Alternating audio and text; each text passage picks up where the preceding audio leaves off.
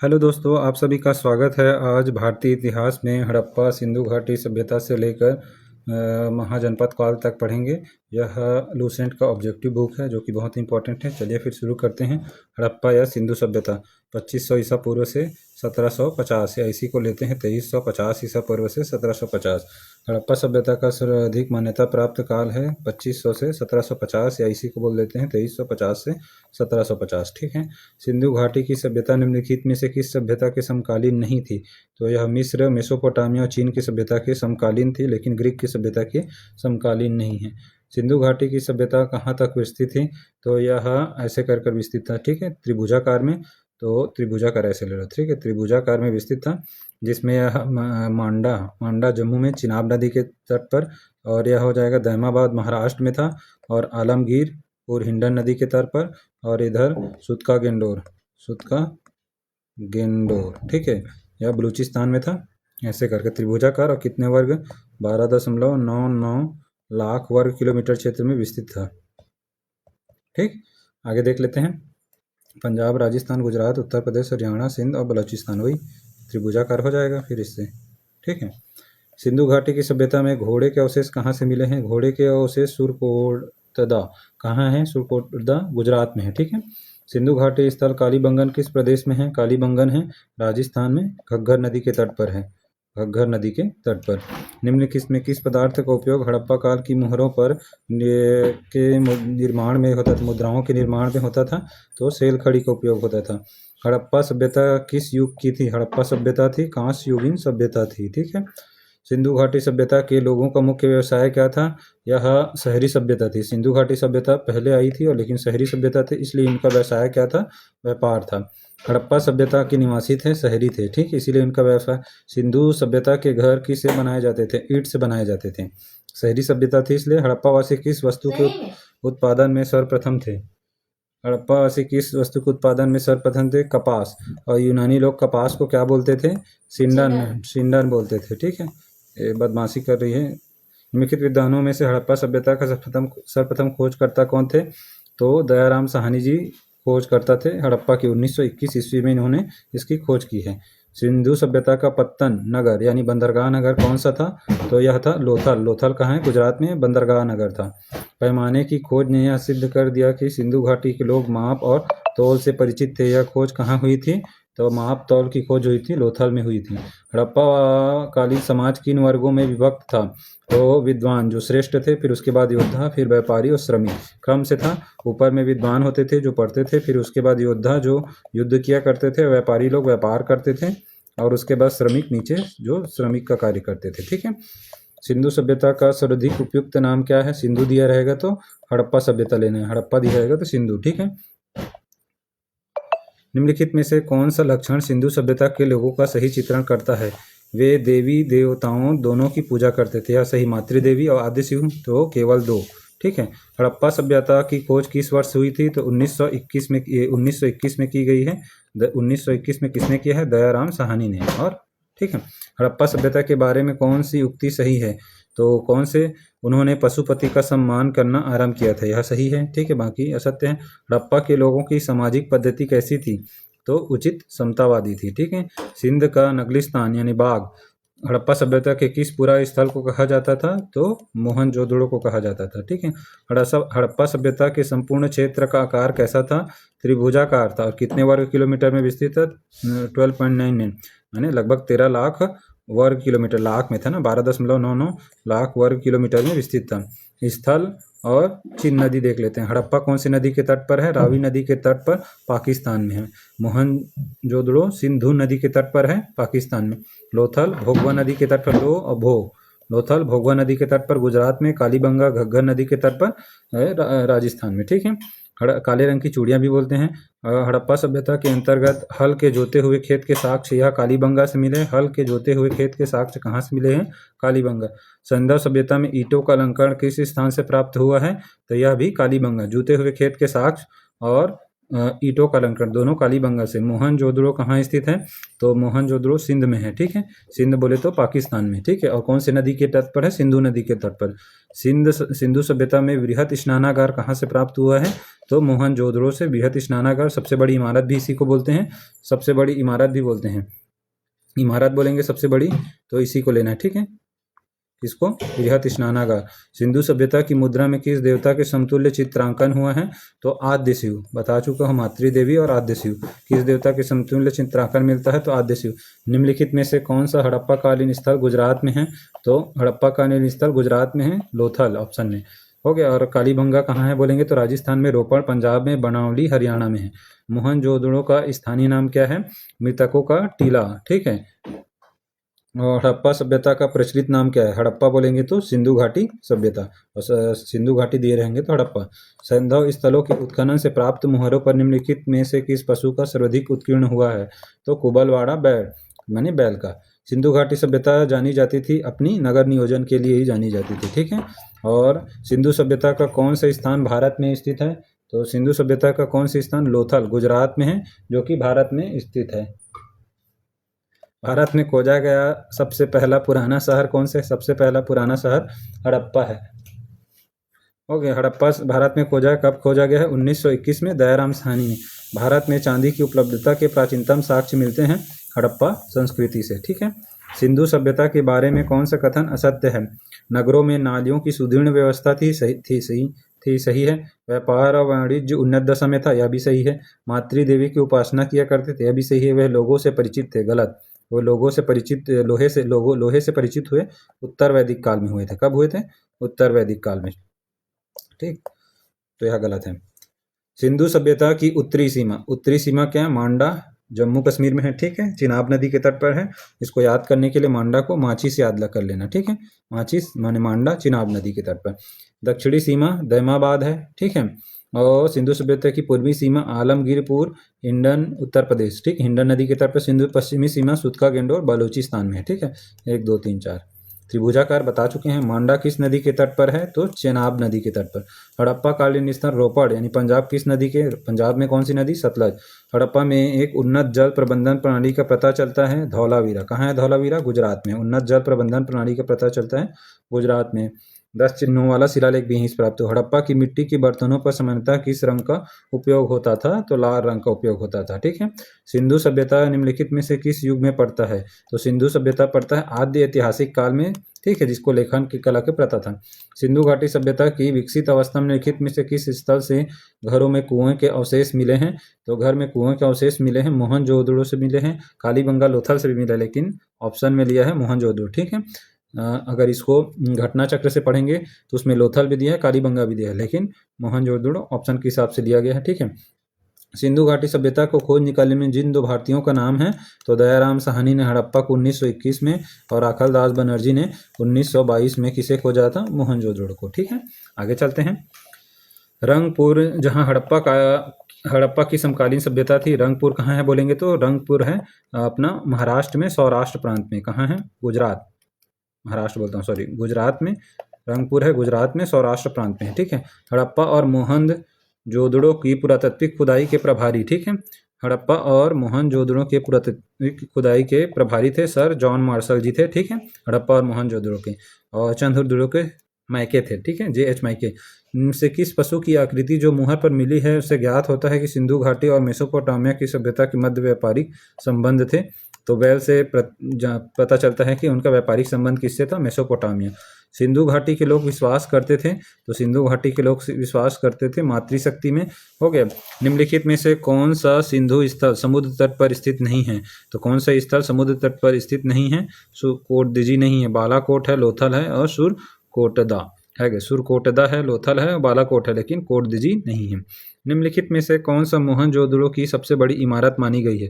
सबसे बड़ी इमारत विशाल अन्नागार को माना गया है। नहीं, विशाल अन्नागार नहीं, स्नानागार को, सॉरी, इमारत बोलेगा तो स्नानागार, ठीक है।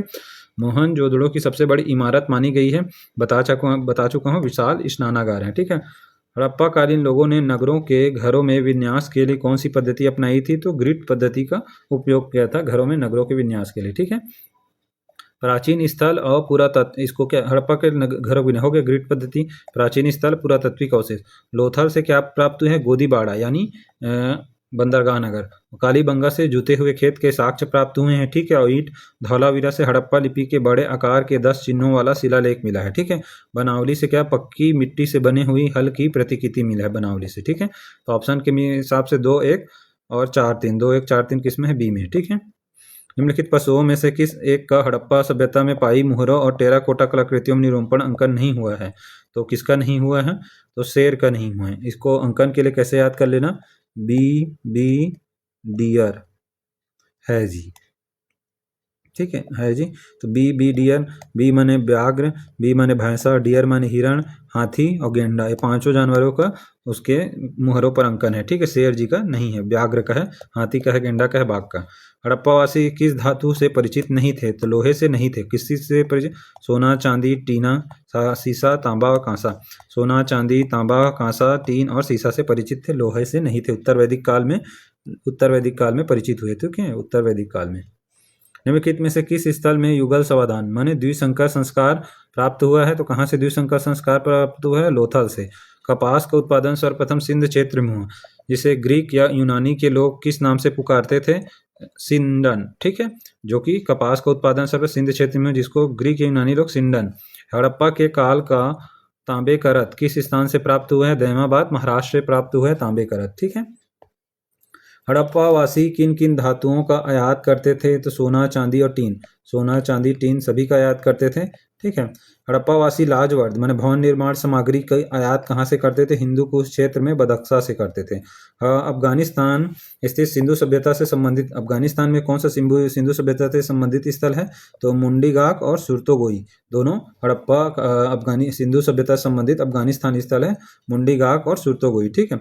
कौन से नगर सिंधु सभ्यता के बंदरगाह नगर थे, तो लोथल थे, सुतका गिंडोर थे, कुंतासी से अल्लाहदीनो, बालाकोट, सभी इनमें से सभी क्या है बंदरगाह नगर थे सिंधु घाटी सभ्यता के। तो लोथल है, सुतका गिंडोर है, कुंतासी है, अल्लाहदीनो और बालाकोट सभी बंदरगाह नगर है। मोहनजोदड़ो से प्राप्त पशुपति शिव यानी आद्य शिव की मुहर में किन जानवरों का अंकन हुआ है, तो अभी बताए हो बी डियर है जी, डियर है जी, ठीक है। बी माने व्याघ्र, बी माने भैंसा, बी माने व्याघ्र, बी माने भैंसा और डियर माने हिरण हो गया, और है जी है माने हाथी और जी माने गेंडा, ठीक है। ऐसे करके याद कर लेना। किस हड़प्पा कालीन स्थल में नित्य मुद्रा वाली स्त्री की कांस्य मूर्ति प्राप्त हुई है, तो मोहनजोदड़ो से, ठीक है। किस हड़प्पा कालीन स्थल में पुजारी की प्रस्तर मूर्ति प्राप्त हुई है, तो यह भी मोहनजोदड़ो से प्राप्त हुई है, पुजारी की प्रस्तर मूर्ति। किस सिंधु कालीन स्थल से स्थल से ईंट पर बिल्ली का पीछा करते हुए कुत्ते के पंजों के निशान मिले हैं, बिल्ली का पीछा होते हैं कुत्ते के पंजों का निशान मिले हैं, चंदहुदड़ो से। कौन सी नदी के तट पर है, यह भी सिंधु नदी के तट मैके इसके प्रभारी थे। इस हड़प्पा कालीन स्थल से प्राप्त जार पर चोंच में मछली दबाए हुए चिड़िया, पेड़ के नीचे खड़ी लोमड़ी का चित्रांकन मिलता है, जो पंचतंत्र की लोमड़ी की कहानी के सदृश है, यह लोथल से मिलता है, ठीक है।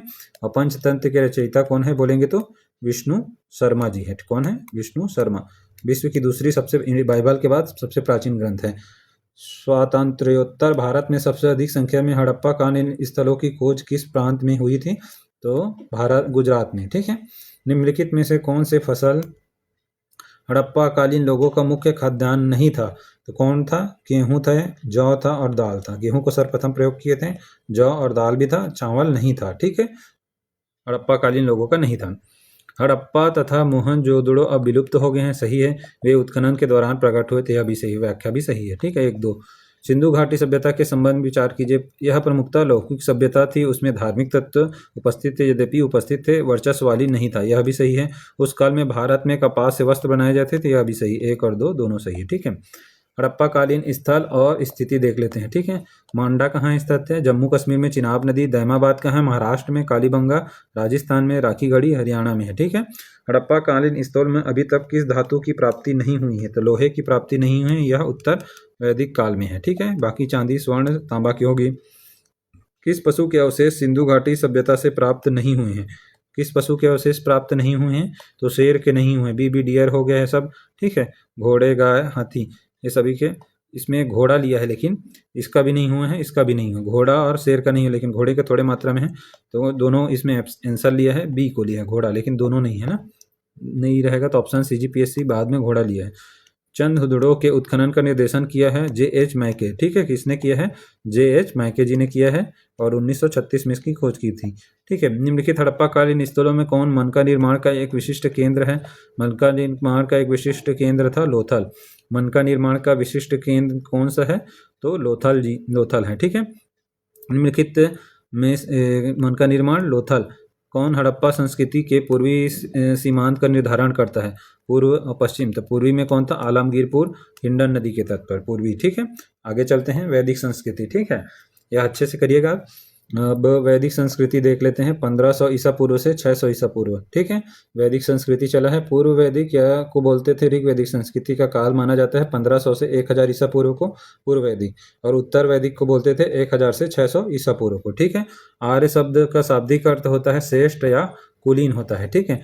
प्रारंभिक आर्यों के बारे में निम्न कथनों में से कौन सा सही नहीं है, तो कौन सा सही नहीं है, वे संस्कृत बोलने वाले थे, वे घुड़सवारी किया करते थे, वे कई झुंडों में भारत पहुंचे थे, वे मुख्यतः नगरों में निवास करते थे, गलत है, क्योंकि ग्रामीण सभ्यता थी तो ग्रामों में निवास करते थे, ठीक है। आर्य लोग, इनमें से किस फसल का ज्ञान वैदिक काल के लोगों को नहीं था, तो वैदिक काल के लोगों को नहीं था, वैदिक काल के लोगों को चावल का ज्ञान हो गया था, गेहूं जौ तंबाकू का ज्ञान उनको नहीं था। किसका ज्ञान नहीं था बोलेंगे तो तंबाकू का ज्ञान उनको बिल्कुल भी नहीं था, इतना समझ गए, तंबाकू का ज्ञान उनको नहीं था।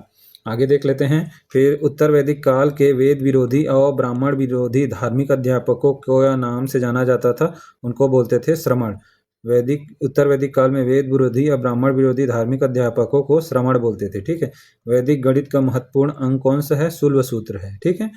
किस वेद में प्राचीन वैदिक युग की संस्कृति के बारे में सूचना मिलती है, प्राचीन वैदिक युग कौन था, तो ऋग्वेद था, ठीक है। निम्नलिखित में से उत्तर वैदिक काल में लिखे गए ग्रंथों का सही क्रम है, तो कौन सा क्रम उत्तर वैदिक काल में लिखे गए थे, वेद, ब्राह्मण, आरण्यक, उपनिषद, सबसे पहले वेद, फिर ब्राह्मण, ब्राह्मण के बाद आरण्यक, फिर उपनिषद, ठीक है। वेदों की संख्या कितनी है, तो वेदों की संख्या 4 है, कौन कौन सा, ऋग्वेद, सामवेद, यजुर्वेद और अथर्ववेद। कौन से 3 वेद संयुक्त रूप से त्रयी या फिर वेद त्रयी कहलाते हैं, अथर्ववेद को छोड़कर सभी, तो ऋग्वेद, यजुर्वेद और सामवेद वेद त्रयी, ठीक है। और भारत में के राज चिन्ह में प्रयुक्त होने वाले शब्द सत्यमेव जयते किस उपनिषद से लिए गए हैं, तो मुंडक उपनिषद से लिए गए हैं। ऋग्वेदिक आर्यों का मुख्य व्यवसाय क्या था, तो ऋग्वेदिक आर्यों का मुख्य व्यवसाय क्या था, उन लोग ग्रामीण क्षेत्रों में निवास करते थे, उनका प्रमुख व्यवसाय क्या था, पशुपालन था। ऋग्वेदिक आर्यों का प्रमुख व्यवसाय क्या था, पशुपालन था, ठीक है। भारतीय संगीत का आदि ग्रंथ किसे कहा जाता है, सामवेद को बोलते हैं। प्रथम विधि निर्माता किसे बोलते हैं, तो मनु को बोला जाता है, ठीक है। कृष्ण भक्ति का प्रथम और प्रधान ग्रंथ कौन सा है, तो श्रीमद् भगवद गीता कृष्ण भक्ति का प्रथम और प्रधान ग्रंथ है। ऋग्वेद में संपत्ति का प्रमुख रूप क्या था, गोधन था। ऋग्वेद में संपत्ति का प्रमुख रूप बोलेंगे तो गोधन था, ठीक है। ऋग्वेद अभी आया था, गोधन के मतलब विनिमय के संबंध में आया था, तो गोधन का होता था, ठीक है। ऋग्वेद में संपत्ति का प्रमुख रूप था गोधन। ऋग्वेद में किस मंडल में शूद्र का उल्लेख पहली बार किया है, ऋग्वेद के 10वें मंडल में शूद्र का वर्णन पहली बार हुआ है, पुरुष सूक्त में। ऋग्वेद के 10वें मंडल किससे संबंधित है, पुरुष सूक्त, तो पुरुष सूक्त में ही किसका वर्णन किया है, शूद्र वर्ण का, ठीक है। पुराणों की संख्या कितनी है, तो पुराणों की संख्या 18 है। सबसे प्राचीन मत्स्य पुराण है, मत्स्य पुराण में किसका है, सातवाहन का है, ठीक है। वायु पुराण में गुप्तों का है, ठीक है। ठीक है, वैदिक उसके पुराणों की संख्या, विष्णु पुराण में किसका है, मौर्यों का है। वैदिक युग का मुख्य लक्षण इनमें से किसकी उपासना था, वैदिक युग का मुख्य लक्षण किसकी उपासना था, वैदिक युग में उपासना की जाती थी, प्रकृति की उपासना की जाती थी, ठीक है। किस देवता के लिए ऋग्वेद में पुरंदर शब्द का प्रयोग हुआ है, पुरंदर शब्द का प्रयोग है, इंद्र के लिए पुरंदर शब्द का उपयोग हुआ है, ठीक है। आगे देखते हैं, शूल्ब सूत्र किस विषय से संबंधित है, तो यह ज्यामिति, तो शूल्ब सूत्र वैदिक गणित में ज्यामिति से संबंधित है। अस्तो माँ सद्गमय, तमसो माँ ज्योतिर्गमय, मृत्योर्मा अमृतम गय कहाँ से लिया गया है, उपनिषद से लिया गया है। अस्तो माँ सद्गमय, उसके बाद क्या है, तमसो माँ ज्योतिर्गमय, अस्तो माँ सद्गमय, तमसो माँ ज्योतिर्गमय, मृत्योर्मा अमृतम गमय लिया गया है, उपनिषद से लिया गया है। आर्य भारत में बाहर से आए और सर्वप्रथम बसे थे, आर्य भारत में आए और सर्वप्रथम बसे थे, पंजाब में बसे थे, ठीक है, ठीक है।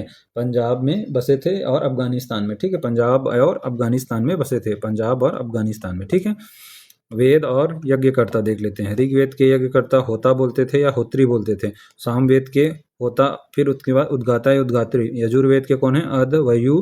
अथर्ववेद के ब्रह्मा है। ठीक है, एक बार और देख लेते हैं। ऋग्वेद के होता या होत्री, सामवेद के उद्गाता या उद्गात्री, यजुर्वेद के अध्वर्यु और अथर्ववेद के ब्रह्मा है। तो 1 2 3 4। ठीक है, वेदों को अपौरुषेय क्यों कहा? क्योंकि इनकी रचना देवताओं ने की है। क्योंकि वेदों की रचना देवताओं द्वारा की गई। वेदों को अपौरुषेय, पुरुषों ने नहीं, वेदों की रचना देवताओं के द्वारा हुई, इसलिए इसे अपौरुषेय कहा जाता है। ठीक है, वैशेषिक दर्शन के प्रतिपादक है उलूक या कणाद जी हैं। वैशेषिक दर्शन के प्रतिपादक मीमांसा या पूर्व मीमांसा दर्शन के प्रतिपादक है जैमिनी है। ठीक है, मीमांसा बोलते हैं या इसी को पूर्व मीमांसा के दर्शन के जैमिनी। ठीक है, वेदांत या उत्तर मीमांसा के दर्शन के प्रतिपादक है बादरायण। ठीक है, ऋग्वेद का कौन सा मंडल पूर्णतः सोम को समर्पित है? तो 9वां मंडल सोम को समर्पित है। 10वां मंडल पुरुष सूक्त, इसमें शूद्र का। प्रसिद्ध 10 राजाओं का युद्ध, दसराग युद्ध किस नदी के तट पर लड़ा गया था? तो परोशनी नदी के तट पर लड़ा गया था। किसके किसके बीच लड़ा गया था? दसराग, भरत और 10 कबीलों के राजाओं के युद्ध लड़ा। पंचजन क्षेत्र के कबीले थे और बाकी। दसराग युद्ध किस नदी के, और जिसमें से भरतजन सुदास विजयी हुआ। भरतजन कौन थे? सुदास विजयी हुआ। ठीक है, उसी के नाम पर भारत पड़ा है, सब मान्यता है। परुष्णी या कावेरी नदी के तट पर है। ठीक है, परुष्णी या कावेरी नदी के तट पर। ठीक है, कौन से मंडल में है यह? दसराग युद्ध का वर्णन हुआ है 7वें मंडल में। कौन सा मंडल बोलेंगे? तो 7वें मंडल में दसराग युद्ध का वर्णन किस नदी के तट पर है? तो परोशनी नदी के। धर्म शास्त्रों में भू राजस्व की दर क्या थी? 1/6 थी। 800 ईसा पूर्व से 600 ईसा पूर्व का काल किस युग का था? ब्राह्मण युग का है। ठीक है, किस काल में अछूतों की अवधारणा स्पष्ट रूप से उदित हुई? अछूतों की अवधारणा धर्मशास्त्र के काल में स्पष्ट रूप से उदित हुई। ठीक है, आगे देख लेते हैं। एशिया माइनर स्थित बोगाज कोई का महत्व इसलिए है क्योंकि वहां से जो अभिलेख प्राप्त है उनमें 4 वैदिक देवता इंद्र, वरुण, मित्र और नासत्य का उल्लेख मिलता है। एशिया माइनर बोगाज कोई। ठीक है, गायत्री मंत्र मैंने देवी सवित्री को संबंधित सूर्य देवता किस पुस्तक से मिलता है? तो ऋग्वेद के 3रे मंडल। ऋग्वेद में 3रा मंडल है, उसे 3rd मंडल, जो कि सावित्री, जिसके रचयिता कौन है? विश्वामित्र है। जिसके रचयिता कौन है? विश्वामित्र। गायत्री मंत्र के रचयिता विश्वामित्र है। ठीक है, ऋग्वेद के 3रे मंडल। कौन सा? 3rd मंडल में इसका वर्णन है। बन जाएगा इतना। 30 सूर्य देवता 3रे मंडल में। आगे चलते हैं। न्याय दर्शन का प्रचारित किया था गौतम जी ने, गौतम बुद्ध ने, गौतम खाली न्याय दर्शन को प्रचारित किया था गौतम। कपिल ने सांख्य और जैमिनी ने पूर्व मीमांसा या मीमांसा। चरवाक ने भौतिकवादी या चरवाक दर्शन। प्राचीन भारत में निष्क से जाने जाते थे, तो स्वर्ण आभूषण को निष्क कहा जाता था। प्राचीन भारत में निष्क के रूप में जाने जाते थे स्वर्ण आभूषण। ठीक है, योग दर्शन के प्रतिपादक है पतंजलि हैं। उपनिषद पुस्तक है दर्शन पर आधारित है। उपनिषद दर्शन और रहस्यों पर आधारित होता है। ठीक है, और उपनिषदों की संख्या कितनी है? 108 है। ठीक है, ऋग्वेद और देख लेते हैं। ऋग्वेद में क्या होता है? स्रोत और प्रार्थनाएं होती है। ऋग्वेद में क्या होता है? स्रोत और प्रार्थनाएं। यजुर्वेद में स्त्रोत और कर्मकांड होता है। सामवेद में संगीतमय स्त्रोत और अथर्ववेद में तंत्र मंत्र और वशीकरण। तो किसमें है? 4-2 किसमें? इसी में है। 4-2 तो ए इसका आंसर है। आरंभिक वैदिक साहित्य में सर्वाधिक वर्णित नदी, सबसे ज्यादा की कौन सी नदी का वर्णन हुआ है? तो सबसे अधिक नदी है सिंधु, सबसे पवित्र शतुद्री। ठीक है, आरंभिक वैदिक साहित्य में सर्वाधिक वर्णित नदी है, बोलेंगे सिंधु। सबसे पवित्र नदी तो बोलेंगे शतुद्री। ठीक है, ऐसे बोलते हैं। बन जाएगा। उपनिषद काल के राजा अश्वति शासक थे केकय। हो गए। उपनिषद काल के राजा अश्वति शासक थे केकय के। अध्यात्म ज्ञान के विषय में नचिकेता और यम का संवाद किस उपनिषद में प्राप्त होता है? यह किसमें प्राप्त होता है? तो कठोपनिषद में। किसके? नचिकेता और यम का संवाद किस उपनिषद में प्राप्त होता है? अध्यात्म ज्ञान के विषय में कठोपनिषद में नचिकेता और यम का संवाद प्राप्त होता है। ठीक है, और उसके बाद देख लेते हैं। वैदिक नदी कुभा माने काबुल का स्थान कहाँ निर्धारित है? अफगानिस्तान में। कुभा को काबुल बोलते थे, कहाँ? अफगानिस्तान में। कपिल मुनि द्वारा प्रतिपादित दर्शन है सांख्य दर्शन है पैसे। ठीक है, भारत के किस स्थल की खुदाई से लौह धातु के प्रचलन के प्राचीनतम प्रमाण मिले हैं? अतरंजी खेड़ा उत्तर प्रदेश से। अतरंजी खेड़ा उत्तर प्रदेश में लौह धातु के प्राचीनतम प्रमाण मिले हैं। अतरंजी खेड़ा उत्तर प्रदेश। ठीक है, उसके बाद देख लेते हैं। निम्नलिखित में से किसका संकलन ऋग्वेद पर आधारित है? ऋग्वेद में से किसका संकलन आधारित है? तो यह है सामवेद का। कितना? 1875 में से ठीक है। 1800 किसमें से 1875 में से 1800 टोटल 75 इसमें सूक्ति है, उसमें से 1800 सूक्ति को किससे लिया गया है, तो ऋग्वेद से लिया गया। किससे लिया गया है, ऋग्वेद से सामवेद में। ठीक है, बन जाएगा इतना। 1875 में से 1800 पूरा ऋग्वेद से लिया गया है। निम्नलिखित में से कौन प्रस्थान त्रयी में शामिल नहीं है, तो प्रस्थान त्रयी में शामिल नहीं है तो उसमें है भगवद गीता है, ब्रह्मसूत्र है और उपनिषद है। भगवद गीता, ब्रह्मसूत्र और उपनिषद है। ठीक है, भगवद गीता, ब्रह्मसूत्र और उपनिषद शामिल है। प्रस्थान त्रयी में श्रीमद् भगवद गीता, उपनिषद है, ब्रह्मसूत्र है, ये तीनों शामिल है। और शामिल नहीं है बोले तो भागवत नहीं है शामिल। कौन सा चीज शामिल नहीं है, भागवत शामिल नहीं है। ठीक है, इंपॉर्टेंट है। प्रस्थान त्रयी बोलेंगे तो भगवद गीता, ब्रह्मसूत्र और उपनिषद शामिल है, भागवत नहीं, भगवद गीता है। कर्म का सिद्धांत संबंधित है मीमांसा से। कर्म का सिद्धांत किससे संबंधित है, कर्म का सिद्धांत संबंधित है मीमांसा से। मीमांसा दर्शन यानी जैमिनी। अथर्ववेद में क्या होता है, ईश्वर महिमा होता है। ऋग्वेद में होता है ईश्वर महिमा। अथर्व में औषधि से संबंधित है। यजुर्वेद बलिदान निधि विधि और सामवेद में संगीत है। ठीक है, इस तरह से मिलान करना। अथर्ववेद औषधि से, ऋग्वेद ईश्वर महिमा, यजुर्वेद बलिदान से और उसके बाद सामवेद संगीत से। तो यह क्या हो जाए, 3 2 1 4। ठीक है, 3 2 1 4 किसमें है, 3 1 2 4 किस वैसे ही क्या, हाँ ठीक, 3 1 2 4 जी, बोला सही इसमें से। चरक संहिता माने संहिता की पुस्तक किस विषय से संबंधित है, चरक संहिता चिकित्सा से संबंधित है। ठीक है, चरक संहिता नामक पुस्तक किस विषय से संबंधित है, तो चरक संहिता संबंधित है चिकित्सा से। यज्ञ संबंधी विधि विधानों का पता चलता है। यज्ञ संबंधी विधि विधानों का पता किसमें चलता है, यजुर्वेद और कर्मकांड। ठीक है, इसी में से है। वैदिक योगिन सभा क्या थी, सभा उच्च सभा को बोलते थे, सभा और समिति थी। तो सभा राज्य सभा जैसे बोल सकते हैं, वैसी अथर्ववेद में है। तो क्या होती थी, सभा मंत्री परिषद थी। क्या थी, वैदिक युगीन सभा क्या होती थी, तो वैदिक युगीन सभा मंत्री परिषद थी। ठीक है, वैदिक युग में प्रचलित लोकप्रिय शासन प्रणाली कैसी थी, तो वैदिक युग में जो प्रचलित लोकप्रिय शासन प्रणाली कैसी थी, तो गणतंत्र शासन प्रणाली थी। वैदिक युग में कौन सा शासन चल रहा था, गणतंत्र। सबसे प्राचीन वेद कौन सा है, सभी जान रहे हैं, ऋग्वेद सबसे प्राचीन वेद है। ठीक है, निम्नलिखित में से कौन भारतीय दर्शन की आरंभिक विचारधारा है, तो भारतीय दर्शन की आरंभिक विचारधारा सांख्य दर्शन है। भारतीय दर्शन की आरंभिक विचारधारा सांख्य योग न्याय वैशेषिक मीमांस वेदांत, इन 6 भारतीय दर्शनों का स्पष्ट रूप से अभिव्यक्ति हुई थी।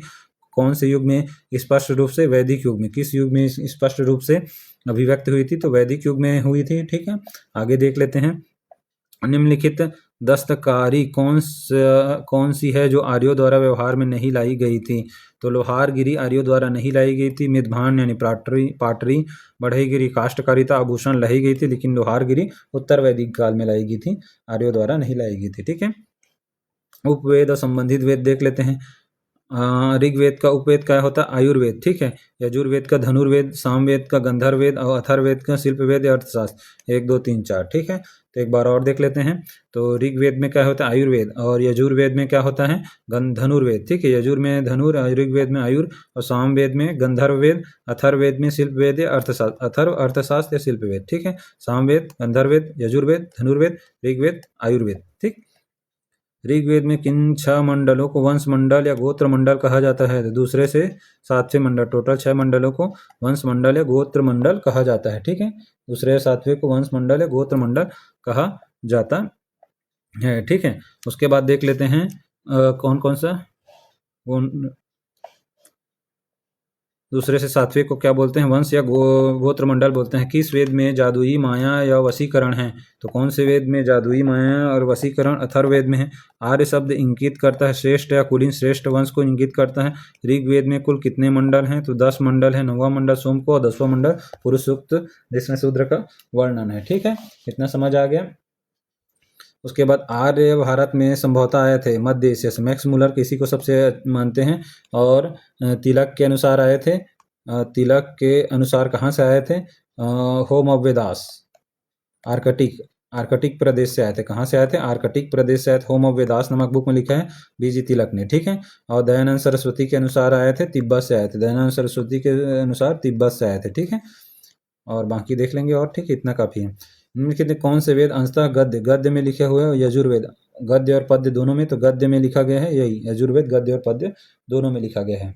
ठीक है, आगे चलते हैं। सभा और समिति प्रजापति की दो पुत्रियां थी का उल्लेख किस वेद में मिलता है? तो अथर्ववेद में। सभा उच्च मंत्रिपरिषद थी, ठीक है। ऋग्वेदीन युग की प्राचीनतम संस्था कौन सी है? ऋग्वेद में प्राचीनतम संस्था थी विदत।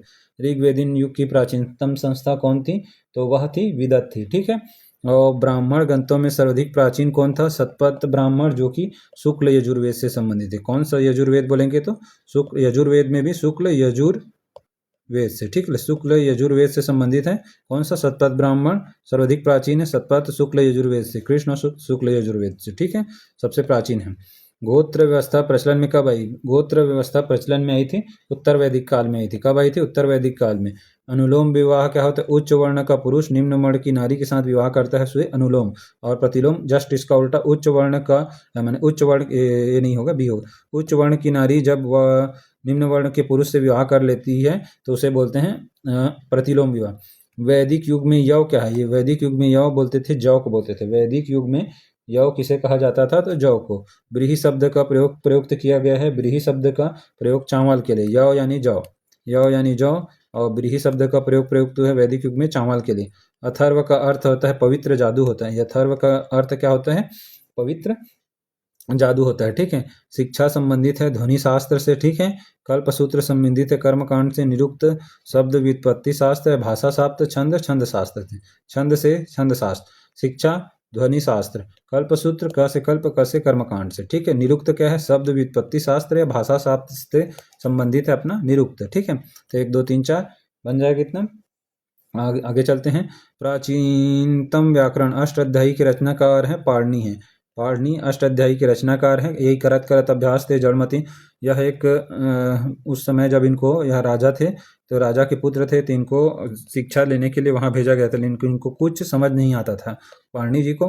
तो कहाँ जहाँ शिक्षा लेने के लिए गए थे तब इनको वहाँ समझ नहीं आ रहा था, तो वापस आ रहे थे, ठीक है। अब कुछ नहीं कर पा रहे थे तो यह एक कुएं के किनारे रुकते हैं।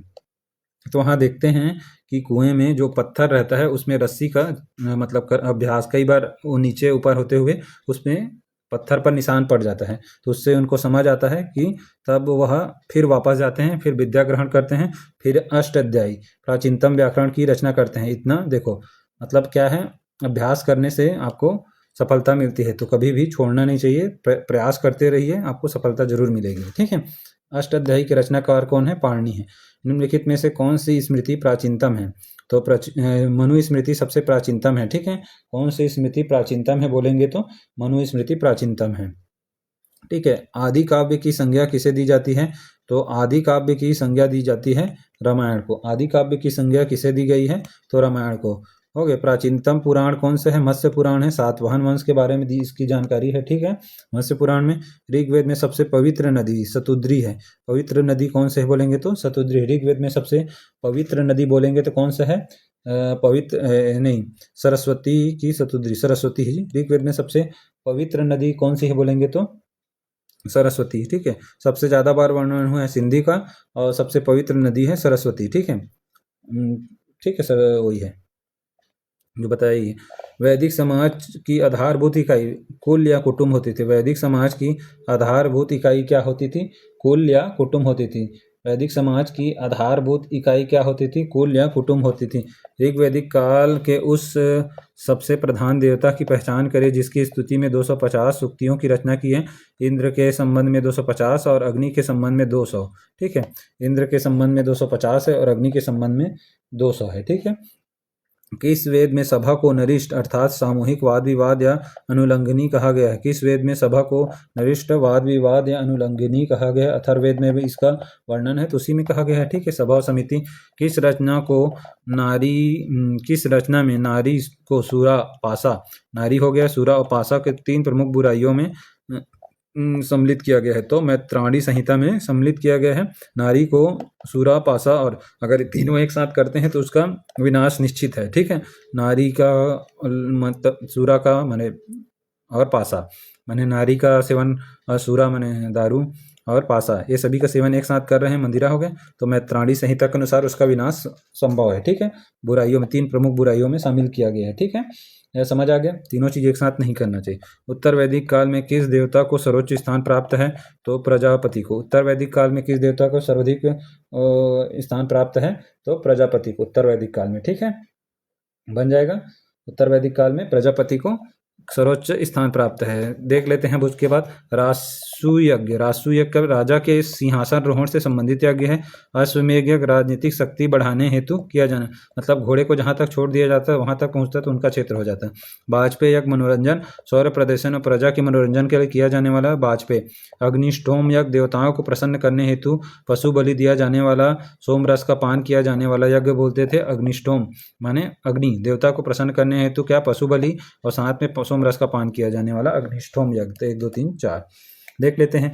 ऋग्वेद में उल्लिखित नाम और आधुनिक नाम देख लेते हैं। परुष्णी नदी का नाम रावी है। ठीक है, परुष्णी रावी। और सतुद्री सतलज। ठीक है, अस्कनी क्या है? चिनाब है। और विपाशा व्यास है। तो 1 2 3 आधुनिक नाम है। प्राचीन नाम रावी, रावी का प्राचीन नाम क्या है? परुष्णी, सतलज का सतुद्री, और चिनाब का अस्कनी, व्यास का विपाशा। ठीक है, 1 2 3 4 बन जाएगा। आगे चलते हैं। संस्कारों की कुल संख्या कितनी है? 16 संस्कार। ठीक है, तो संस्कारों की संख्या कितनी है? 16 संस्कार। ठीक है, और 16वां संस्कार कौन सा है? अंत्येष्टि। कौन सा है? अंत्येष्टि। अंत्येष्टि संस्कार। 16वां संस्कार क्या होता है? अंत्येष्टि। 16 संस्कार अंत्येष्टि। ठीक है, 16वां संस्कार। और फर्स्ट संस्कार क्या होता है? गर्भधारण। गर्भधारण क्या होता है? फर्स्ट संस्कार होता है। गर्भ जो धारण करते हैं वह पहला संस्कार होता है। ठीक है, और 15वां संस्कार होता है विवाह। तीनों चीज को याद रख लेना, हो गया, इंपॉर्टेंट है। पहला संस्कार गर्भधारण, अंतिम अंत्येष्टि 16, और 16 और 15वां संस्कार विवाह संस्कार होता है। इनको सबको याद रखना है। ठीक है, अंतिम कुछ संस्कार सुमेलित कीजिए। ब्रह्म विवाह। ब्रह्म विवाह किसको बोलते हैं? समान वर्ण या जाति का विवाह। देव विवाह पुरोहित को पारस्परिक रूप में मिली कन्या के साथ विवाह, उसको देव। आर्ष विवाह कन्या मूल के रूप में एक जोड़ी गाय या बैल चुकाकर किया गया विवाह को आर्ष विवाह। प्रजापत्य विवाह बिना दहेज के विवाह को प्रजापत्य विवाह कहते हैं। सुमेलित कीजिए। ठीक है, गंधर्व विवाह प्रेम विवाह को गंधर्व विवाह कहते हैं। आसुर विवाह कन्या को खरीद कर किया जाने वाला विवाह को आसुर विवाह।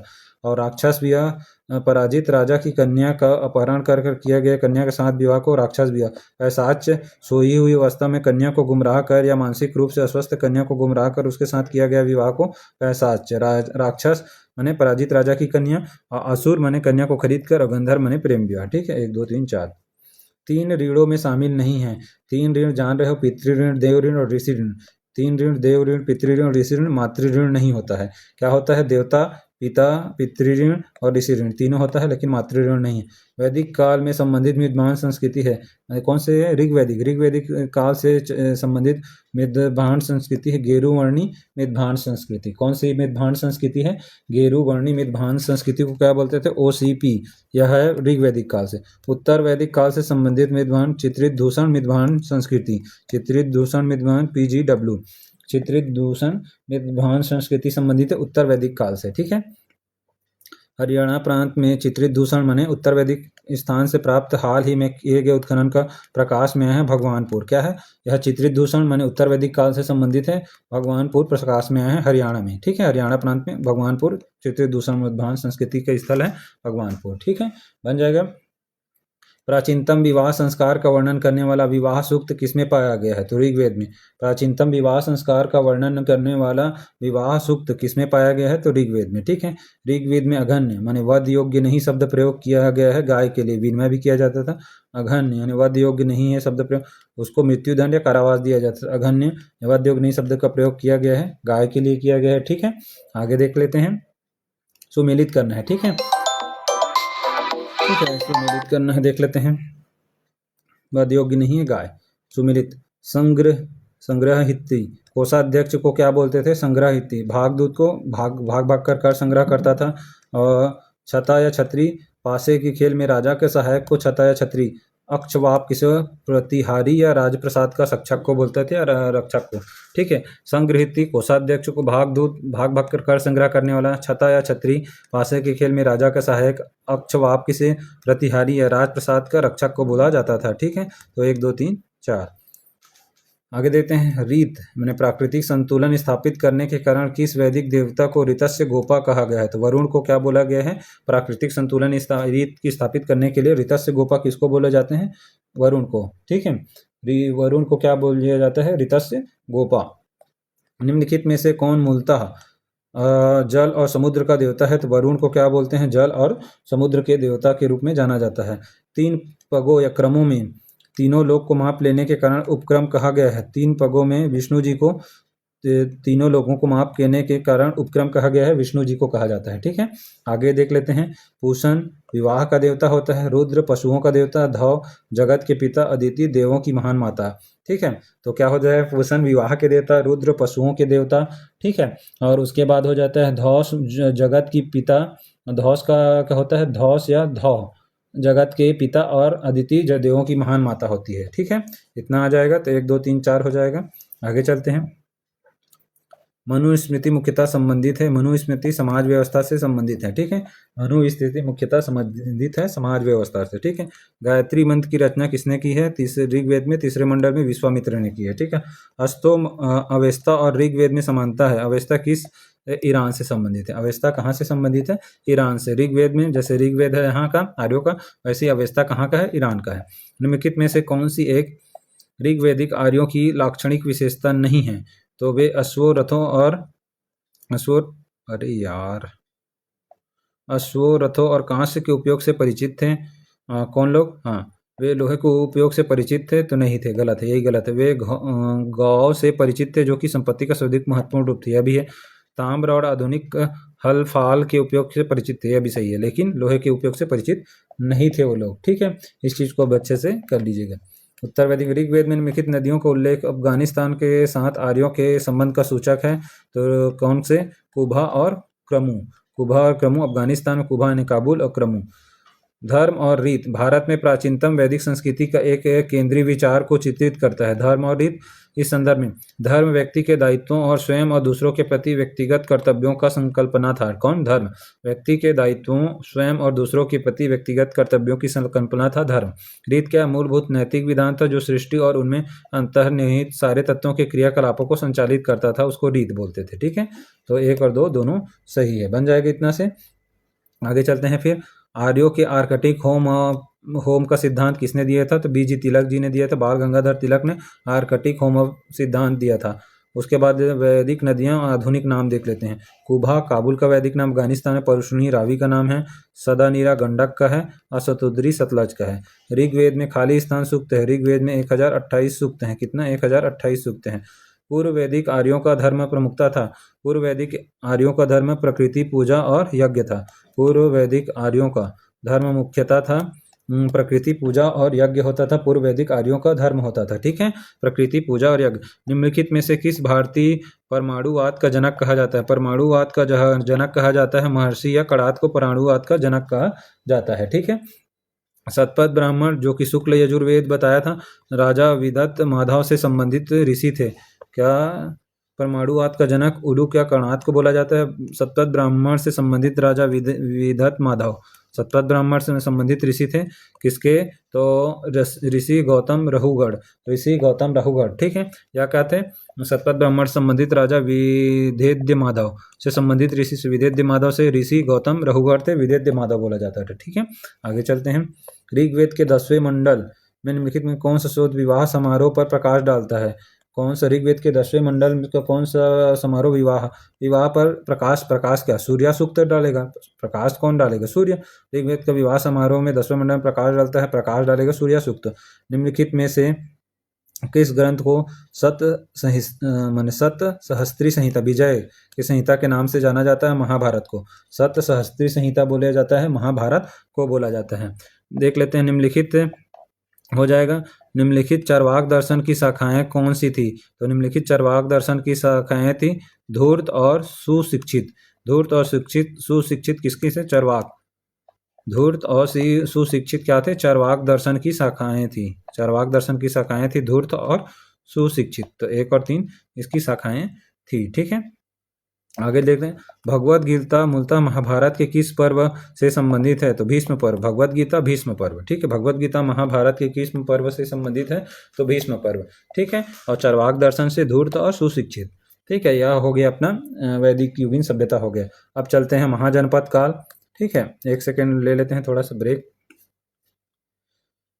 चलिए अब महाजनपद काल 600 ईसा पूर्व से 325 ईसा पूर्व को महाजनपद काल देख लेते हैं।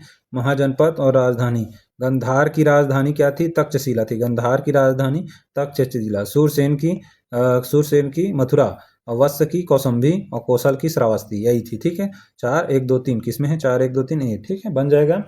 तो क्या क्या है? गंधार की राजधानी तक्षशिला, ठीक है। सूरसेन राजधानी थी मथुरा की, ठीक है। महाजनपद काल सूरसेन की राजधानी मथुरा, वत्स की राजधानी कौसंबी, कौशल की श्रावस्ती, ठीक है। आगे चलते हैं, हर्यक वंश किस शासक को कुड़ित कहा जाता है? हर्यक वंश में किस शासक को कुड़िक क्या बोलते थे? कुड़िक। हर्यक वंश में किस शासक को कुड़िक कहा जाता था? तो वह बोला जाता था अजातशत्रु को कुड़िक बोला जाता था। क्या बोलते थे? कुड़िक। हर्यक वंश में किस शासक को कुड़िक बोला जाता था? तो अजातशत्रु को क्या बोलते थे? कुड़िक बोला जाता था। किस शासक ने गंगा और सोन नदियों के संगम पर पाटलिपुत्र नामक नगर की स्थापना की थी? तो पाटलिपुत्र नगर की स्थापना उदयन ने की थी। किसने की थी? हर्यक वंश के शासक उदयन ने की थी, ठीक है। शिशुनाग वंश का वह कौन सा शासक था जिसने समय में वैशाली में द्वितीय बौद्ध संगीति का आयोजन हुआ था? उसे काकवर्ण भी कहा जाता है। तो कालाशोक था, ठीक है, कालाशोक था। महाकश्यप उसके अध्यक्ष थे, ठीक है। 323 ईसा पूर्व सिकंदर महान की मृत्यु कहाँ हो गई थी? बेबीलोन में हुई थी। सिकंदर महान और पोरस यानी पोरू के मध्य सेनाओं के निम्नलिखित में से किस नदी के आमने सामने तटों पर हुई थी? तो झेलम नदी के तट पर हुई थी आमने सिकंदर महान और पोरुस। झेलम नदी, इसी को बोलते हैं हाइड स्पीसीज युद्ध बोलते हैं इसी को, ठीक है, याद रखना।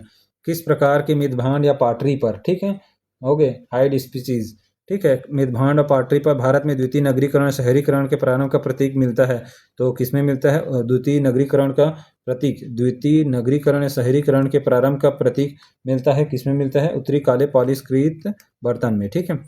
मितभांड या पाटरी पर द्वितीय नगरीकरण शहरीकरण का प्रारंभ का प्रतीक मिलता है उत्तरी काले पॉलिशकृत बर्तन पर मिलता है, ठीक है। आगे देख लें, पाली ग्रंथों में गांव के मुखिया को कहा जाता था। पाली ग्रंथों के गांव के मुखिया को भोजक या ग्राम भोजक बोलते थे। क्या बोलते थे? भोजक या ग्राम भोजक। उज्जैन का प्राचीन नाम क्या है? अवंतिका है। उज्जैन का प्राचीन नाम क्या है बोलते थे उसको? उज्जैन को अवंतिका बोलते थे। नंद वंश का संस्थापक कौन था? महापद्यनंद। नंद वंश का संस्थापक कौन था? महापद्यनंद। ग्रीक या यूनानी लेखकों द्वारा अग्रमीज या जैनरमीज किसे कहा गया है? तो ग्रीक या यूनानी लेखकों द्वारा अग्रमीज या जैनरमीज किसे कहा गया है? तो यह कहा गया है घनानंद को। अग्र या जैनरमीज का अंतिम शासक घनानंद को। ग्रीक यूनानी लेखकों द्वारा अग्रमीज या जैनरमीज कहा गया है, घनानंद को कहा गया है, ठीक है। घनानंद को अग्रमीज या जैनरमीज बोला गया, याद रखना।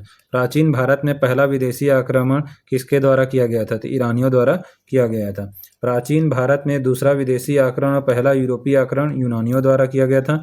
ईरान की हकमनी वंश के किस शासक ने भारतीय भूभाग को जीतने के बाद उसे फारस साम्राज्य का 20वां प्रांत या छत्रपति बना लिया था? डेरियस या दयार बाहु प्रथम ने हकमनी वंश के शासक थे जो भूभाग जीतने। डेरियस या दयार बाहु ने भारतीय भूभाग को जीतने के बाद फारस साम्राज्य का 20वां प्रांत या छत्रप बना लिया था, और डेरियस या दयार बाहु थे। हाइड स्पस या वितिस्ता आधुनिक नाम झेलम का युद्ध 326 किन सिकंदर और पोरस के मध्य हुआ था, ठीक है। सिकंदर और पोरस के मध्य, पोरू भी बोलते हैं। सिकंदर ने भारत पर कब आक्रमण किया था? भारत पर 326 ईसा पूर्व में आक्रमण किया था सिकंदर ने, ठीक है। शासक और वंश देख लेते हैं। बिंबिसार हर्यक वंश के हैं। कालाशोक शिशुनाग के हैं। महापद्यनंद नंद वंश के हैं। बिंदुसार मौर्य वंश के। बन जाएगा 1 2 4 3। 1 2 4 3 किसमें है? ए है, बी है आंसर इसका, ठीक है। 1 2 4 3। आगे चलते हैं, महाजनपद और आधुनिक क्षेत्र देख लेते हैं। महाजनपद आधुनिक क्षेत्र, मगध कहाँ है? मगध पटना और गया जिले में है। वत्स इलाहाबाद और कौशल अवध अवंती मालवा क्षेत्र, ठीक है। 1 2 3 4 बन जाएगा। मगध यानी पटना बिहार, वत्स कौसंबी इलाहाबाद, कौशल अवध को बोलते थे अभी लखनऊ, और अवंती मालवा, ठीक है। 1 2 3 4 अवंती मालवा। उज्जैन अवंती क्या बोलते थे? उज्जैन को अवंतिका, ठीक है, अवंती मालवा को, ठीक है। 1 2 3 4 मगध की प्रथम राजधानी गिरिव्रज या राजगिरी था। मगध की प्रथम राजधानी कौन सी थी? गिरिव्रज या राजगिरी। निम्नलिखित किस शासक द्वारा सर्वप्रथम पाटलिपुत्र का राजधानी के रूप में चयन किया गया था? उदयन द्वारा पाटलिपुत्र का राजधानी के रूप में चयन किया गया था। 16 महाजनपदों की सूची बौद्ध ग्रंथ के अंगुत्तर निकाय और जैन ग्रंथ के भगवती सूत्र। और जैन ग्रंथ में कौन सा है? जैन में बोलेंगे तो भगवती सूत्र। ठीक है, जैन ग्रंथ के भगवती सूत्र और बौद्ध ग्रंथ के अंगुत्तर निकाय में। ठीक है, निम्नलिखित में से कौन सा राजा सिकंदर महान का समकालीन था? तो सिकंदर महान के समकालीन इनमें से कौन सा शासक था? सिकंदर के साथ युद्ध हुआ था घनानंद का, तो उन्हीं का सिकंदर महान के समकालीन था घनानंद था। ठीक है, आगे चलते हैं। और प्रथम मगध साम्राज्य का उत्कर्ष किस सदी में हुआ था? मगध साम्राज्य का उत्कर्ष कौन से सदी में हुआ था? तो मगध साम्राज्य का उत्कर्ष हुआ था 6वीं सदी ईसा पूर्व में। प्रथम मगध साम्राज्य का उत्कर्ष किस सदी में हुआ था? तो 6वीं सदी ईसा पूर्व मगध साम्राज्य का उत्कर्ष। सिकंदर की भारत में सफलता निम्न है। भारत में तब कोई केंद्रीय सत्ता नहीं थी, सही है। उसकी सेना श्रेष्ठ प्रकार थी, अभी सही है। उसका देशद्रोही भारतीय शासकों का सहयोग था। वह एक अच्छा प्रकाशक था नहीं। 1 2 3 सही है। ठीक है, 1 2 3 बी इसका आंसर है। ठीक है, अच्छा शासक प्रशासक भी था, तभी तो उन्होंने जीता था। 1 2 3 4 इसका आंसर है। ठीक है, सभी इसका आंसर है। आगे देख लेते हैं। सूची 1 को सूची 2 से मिलान करना है। राजा और राज्य। प्रदोत्य कहाँ के शासक थे? प्रदोत्य बोलेंगे तो प्रदोत्य थे अवंती के शासक थे। प्रदोत्य अवंती के। उदयन कहाँ के थे? तो उदयन उदयन कहाँ थे? उदयन बोलेंगे तो वत्स के शासक थे। ठीक है, प्रदोत्य अवंती के शासक थे, उदयन वत्स के। प्रसेनजीत बोलेंगे तो प्रसेनजीत को बोलेंगे कौशल के। अजातशत्रु मगध का। ठीक है, पितृहंता वंश अजातशत्रु। ठीक है, प्रदोत अवंती के शासक थे। ठीक है, उदयन वत्स के शासक थे। और उसके बाद प्रसेनजीत कहाँ के शासक थे? प्रसेनजीत कौशल के और अजातशत्रु मगध के। ठीक है, तो ये हो जाएगा प्रदोत अवंती उदयन वत्स प्रसेनजीत कौशल अजातशत्रु मगध। ठीक है, अभिलेखी साक्ष्य से प्रकट होता है कि नंद राजा के आदेश पर एक नहर खोदी गई थी। नंद राजा के आदेश पर कहाँ पर नहर खोदी गई थी? अभिलेखी साक्ष्य से प्रकट होता है, उसमें कलिंग में प्रकट होता है कि नंद राजा के आदेश पर एक नहर खोदी गई थी। कहाँ खोदी गई थी? तो कलिंग में। ठीक है, पहला ईरानी शासक जिसने भारत के कुछ भाग को अपने अधीन किया था। पहला ईरानी शासक डेरियस प्रथम। ठीक है, डेरियस प्रथम ने किया था। आगे देख लेते हैं। मगध के राजा अजातशत्रु का सदैव किस गणराज्य के साथ युद्ध रहा? मगध के राजा अजातशत्रु का ना किस राजा के साथ हमेशा युद्ध रहा था? अजातशत्रु का हमेशा युद्ध होता था। अजातशत्रु का हमेशा युद्ध होता था वज्जीय वैशाली संघ। वैशाली गुजरात में है। मगध के राजा अजातशत्रु का सदैव किस राज्य के साथ युद्ध हुआ? वज्जी संघ वैशाली के साथ।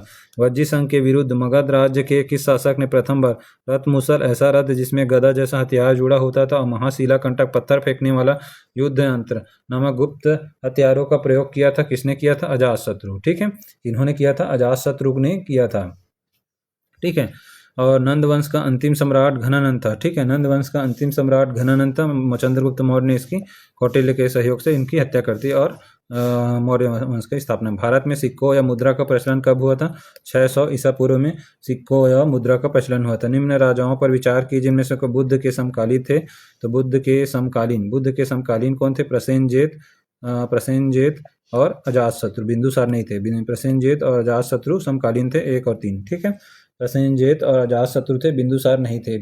बिंदुसार आजीवक संप्रदाय के संस्थापक थे। आजीवक। 6वीं सदी ईसा पूर्व में के दौरान बड़े राज्यों के उदय का मुख्य कारण कौन था? बड़े राज्यों के उदय का मुख्य कारण क्या था? उत्तर प्रदेश और बिहार में व्यापक पैमाने पर लोहे का उपयोग था, इसी कारण बड़े राज्यों का उदय हुआ था। उत्तर प्रदेश और बिहार में लोहे का व्यापक उपयोग।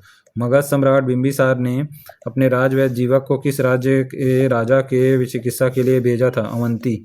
किस राज्य के राजा की चिकित्सा के लिए भेजा था? तो बोलेंगे तो अवंती के राजा के। ठीक है, मगध सम्राट में बिंबिसार ने राजवैद्य जीवक को किस राज्य के राजा की चिकित्सा के लिए भेजा था? अवंती राज्य के राजा।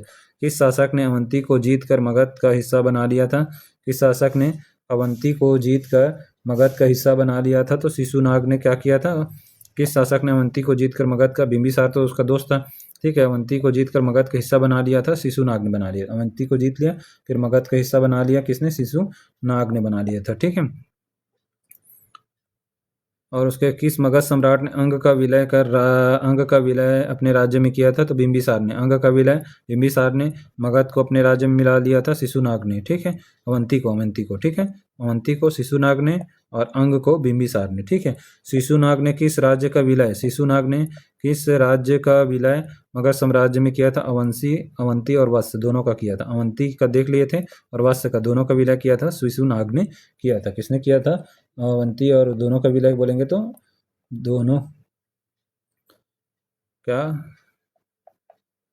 नहीं, शिशुनाग ने किन राज्य का विलय? तो काशी का नहीं किया, वत्स और अवंती का किया था। ये दोनों ठीक है, वत्स और अवंती का किया था, लेकिन काशी का विलय नहीं किया था। काशी और लिच्छवी का विलय मगध साम्राज्य में किसने किया था?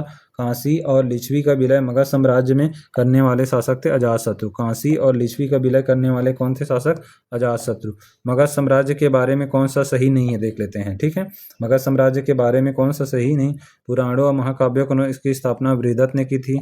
महापद्यनंद ने सर्वाधिक विस्तार प्रदान तथा सर्व छत्रांतक अन्य क्षत्रियों को अंत करने वाला विराट की उपाधि धारण की थी। यह भी सही है, यह भी सही है, दोनों। गिरिव्रज, राजगीर, पाटलिपुत्र, वैशाली इसकी 4 राजधानियां थी। अभी से इनमें से कोई नहीं है, ठीक है, सभी सही है। गिरिव्रज, राजगीर, पाटलिपुत्र, वैशाली इनकी 4 राजधानियां थी। और सिकंदर के आक्रमण के समय उत्तर भारत पर निम्नलिखित राजवंशों में से एक शासन कर रहा था। नंद वंश में घनानंद, ठीक है, नंद वंश में घनानंद, ठीक है। अब उसके बाद निम्नलिखित में से कौन सा एक ईसा पूर्व 6वीं सदी में प्रारंभ में भारत का सर्वाधिक शक्तिशाली 6वीं सदी में भारत का सबसे सर्वाधिक शक्तिशाली नगर था? तो कौन था? मगध। 6वीं सदी ईस्वी में भारत का सबसे शक्तिशाली नगर कौन सा बोलेंगे तो मगध सबसे शक्तिशाली नगर था, ठीक है। निम्नलिखित में से कौन कौन भारत पर ईरानी आक्रमण के प्रभाव के रूप में माना जाता है? भारत पर ईरानी आक्रमण के खरोष्ठी लिपि का प्रचार माना जाता है। अभिलेख उत्कीर्ण करने की कला का प्रचार, ईरानियों की छत्र प्रणाली का प्रचार और घंटाकार की गुंबज की कला और स्त्री अंगरक्षकों की नियुक्ति। उपयुक्त सभी 1 2 3 4 5 सभी सही है, ठीक है। इनमें कि कौन सा एक सिकंदर के आक्रमण का प्रभाव नहीं था? सिकंदर के आक्रमण का प्रभाव नहीं था। इस आक्रमण में भारत और यूनान के बीच प्रत्यक्ष संपर्क स्थापित किए। आक्रमण में पश्चिमोत्तर भारत में यूनानियों की स्थापना का मार्ग प्रशस्त किया। सिकंदर अनेक उपनिवेशों की स्थापना के लिए उत्तरदायी था। भारत को यूनान की रियासत बनाना चाहता था, नहीं, ग्रहण मोक्ष अनुग्रह नीति के तहत छोड़ दिया था। निम्नलिखित में से किस राज्य में गणतंत्रात्मक शासन व्यवस्था नहीं थी? कौन से राज्य में गणतंत्रात्मक शासन व्यवस्था नहीं थी? तो मगध में। यह राजतंत्रात्मक नहीं, राजा का बेटा ही राजा बनता था, राजतंत्रात्मक थी, ठीक है। कपिलवस्तु, लिच्छवी के वैशाली सबसे प्रथम यह गणतंत्र व्यवस्था थी। कपिलवस्तु शाह के कुशीनगर मल, सभी तक। कपिलवस्तु में कुशीनगर में, वैशाली के लिच्छवी में भी था। कुशीनगर में मल था, कपिलवस्तु में शाक्य था, वैशाली के लिच्छवी थे, इसमें थे, मगध में नहीं थी। निम्नलिखित में से सेना माने नियमित और अस्थायी सेना रखने वाला कौन था? नियमित और स्थायी सेना रखने वाला कौन था बोलेंगे तो बिंबिसार जी, नियमित और स्थायी प्रथम शासक। निम्नलिखित में से किसने उग्रसेन माने भयानक सेना का स्वामी कहा जाता था? महापद्यनंद को उग्रसेन या भयानक सेना का स्वामी कहा जाता है, ठीक है। और डेरिया सेदार बाहु ने 516 बीसी में सिंधु के तटवर्ती भूभाग को जीतकर उसे ईरान का विश्वास क्षत्रपी प्रांत बनाया। उसने कितना राजस्व प्राप्त किया था? तो उन्होंने 360 टैलेंट, कितना टैलेंट प्राप्त किया था? 360 डिग्री वाला टैलेंट, ठीक है। दयार बाहु डेरियस ने 516 बीसी में सिंधु के तटवर्ती भूभाग को जीतकर उसे ईरान का विश्वास क्षत्रपी प्रांत बनाया। उसे कितना राजस्व प्राप्त किया? 360 टैलेंट। निम्नलिखित में से कौन सिकंदर के साथ भारत आने वाले इतिहासकार नहीं थे? तो हेरोडोटस नहीं थे। कौन कौन थे? एनासिक्रिटस निर्याकर, जल सेनापति और एरिस्टोबुलस था। महाजनपद काल में श्रेणियों के संचालक को क्या बोला जाता था? महाजनपद काल में श्रेणियों को संचालक को बोला जाता था श्रेष्ठीन। महाजनपद काल में श्रेणियों के संचालक को क्या बोलते थे? तो श्रेणियां जो संचालित करते थे उनको श्रेष्ठीन बोला जाता। गृहपति का अर्थ होता था धनी किसान होता था। गृहपति का अर्थ क्या होता था? धनी किसान होता था।